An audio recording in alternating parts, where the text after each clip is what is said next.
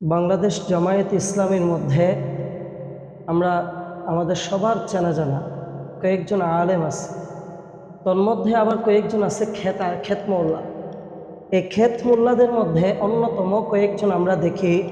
তন্মধ্যে হলো কুমির হামজা, তারেক জানোয়ার এবং আবাল তাবাল আজাদ বাসার। চেনেন না সবাই?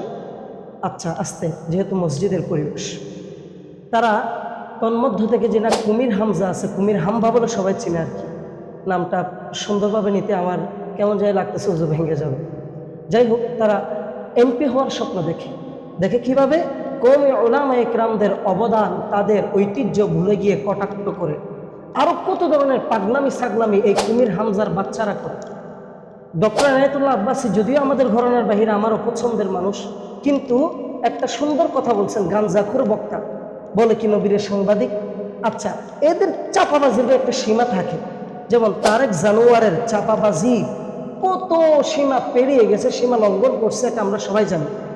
Access is always the bad, এটা একটা প্রবাদ বাক্য।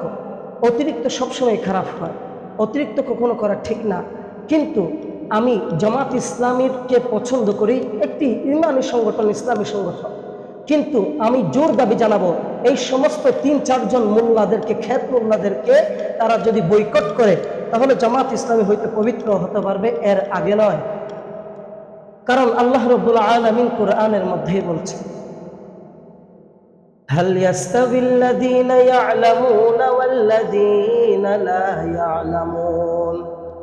আমার আল্লাহ বলেন, বান্দা যারা জানে না তারা কোনোদিন সমান হতে পারে না। আলেম এবং জাহেল কখনো সমান হতে পারে না। কাজেই আলেমের ভাষা হবে আলেমের মতো মাধুর্য সামঞ্জস্যপূর্ণ। কারণ কবি বলেন, জাহেল কবি হোতা নেহি আলেম কে বরাবর, कुरान में हल यस्तवी मौला ने कहा है, कुरान में हल